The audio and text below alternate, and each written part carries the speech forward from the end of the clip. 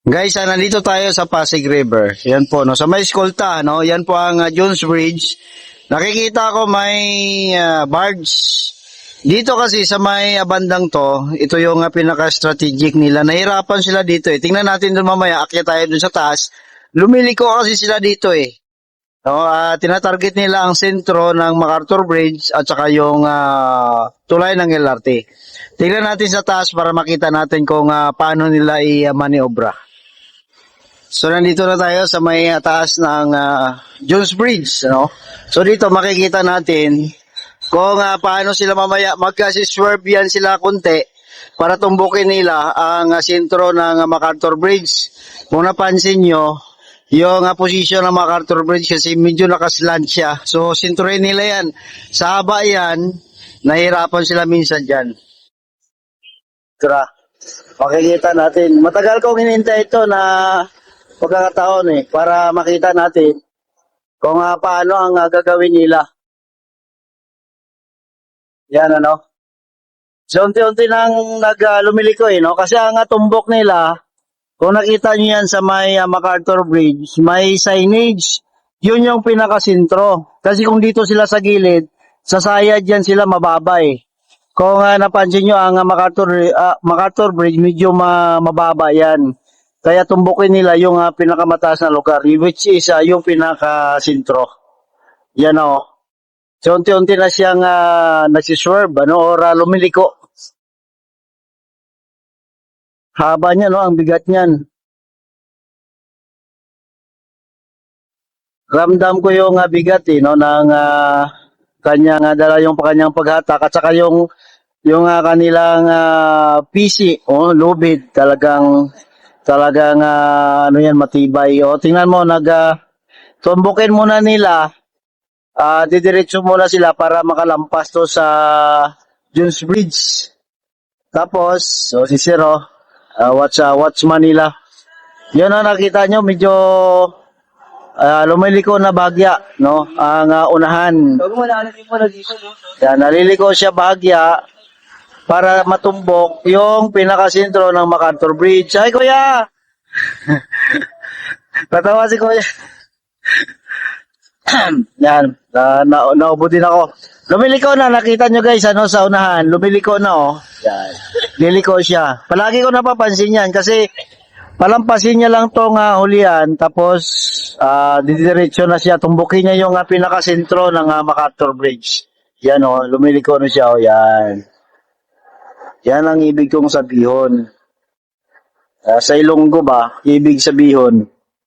Yan na, lumiliko na siya. Yung pinaka-guide talaga, yung pinakaunahan. Dalawa lang yung umatak minsan kasi tatlo yan Ito na yung hulihan, Yan.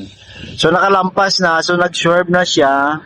Tapos, doon sa bandang dulo, ay medyo tumbukin niya na ang pinakasentro ng MacArthur Bridge, Yan. Yan, di ba? So, sa araw-araw or pabalik-balik na sila dito, alam na ng kapitan yan, ng barge kung saan sila dadaan.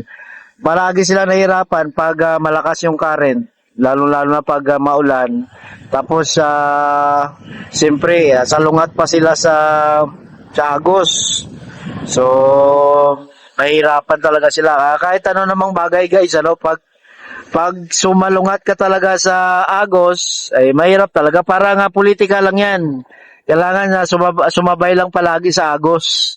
Pag sumalungat ka, mahirapan ka talaga, no? So ganon din yan sa barge, na kumpara pa natin yung politika sa barge. So yan, ang tumbok niyan ay yung pumping station. Pero mamaya liliko yan, tingnan nyo. Dandaan na siyang liliko. Tumbok yan naman yung sentro ng MacArthur Bridge. Yan. Sintroy niya yan. Kasi yun yung pinakamataas Yan. Lumiko na siya. Dandaan na lumiliko guys. Dandaan na lumiliko. Yung unahan. Tingnan yung unahan. Yan.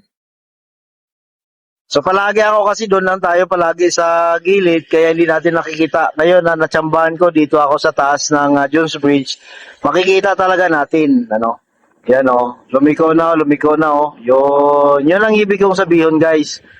So, sentrohin niya yung pinakamataas na bahagi ng MacArthur Bridge. Minsan nga, no, natsambahan ko yan minsan, guys, no, na medyo nabangga sila doon sa may tulay ng LRT Bridge. Hindi naman nabangga, sumagi lang yung gilid ng barge. No? Kasi sa gilid niyan may mga guma, no, na bakante or mga sira na guma. Tapos nilalagay nila, yun yung purpose, no, para masangga niya kung may babangga, yun o lumiko, no. Kung may babangga, masangga niya, yun lumiko na, guys, oh, yan o. Good. So tumbok niya na yung sintro, no. Yun. So, hintayin lang natin makalampas siya sa MacArthur Bridge, then ano na lang tayo. And pinapakita ko lang, guys, kung anong maniobra ang ginagawa nila dito sa MacArthur Bridge. Ano? Kita nyo, gumalaw din yung barge, oh. Yan. So, ito yung pinaka-strategic or parang minsan nahirapan sila. Itong area na to. Yung Ayala, Quezon Bridge, walang problema doon. Mataas sila eh. So, ito lang yung kasi alam mo, di pa, from Jones Bridge, and MacArthur Bridge, may, kasi dyan, ang LRT Bridge niya, yun yung tinitingnan nila, kasi kung hindi sila maingat dyan, pwede silang mabangga. Yan.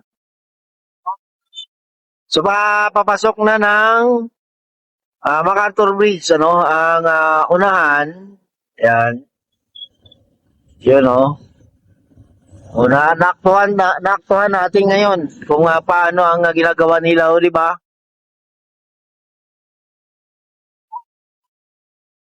So, slowly but surely lang talaga ang galaw ng barge kasi pag madaliin mo yan, ako, delikado. Pag naputol ang lubid niyan, guys, nako, paano mo, buti ko nga, lang yan, balsa na saging, pero ang bigat-bigat niya, mahirapan kayo. Thinking na kahit yung tugboat, hindi naman agad-agad makaikot yan. So, kailangan nila talagang mag-ingat yan. So, nakapasok na ang unahan, smooth naman ang galaw. Normal naman ngayon kasi wala namang, hindi naman malakas yung agos, wala namang ulan. So, okay lang. Pero minsan pag malakas yung agos talaga, nahihirapan sila dyan. Yan.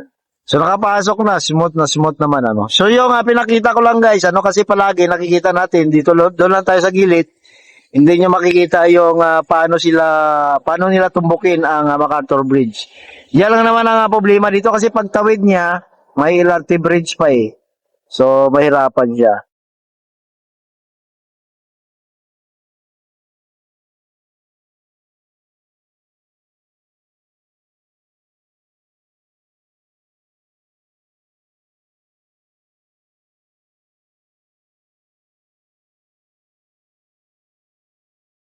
Ayan, guys, yan ang kaganapan niya. Salamat guys, sa like and share po tayo, no? So para naman to sa iba, alam ko iba hindi nakapunta dito, hindi nila nakikita yan. So share lang natin. Salamat guys.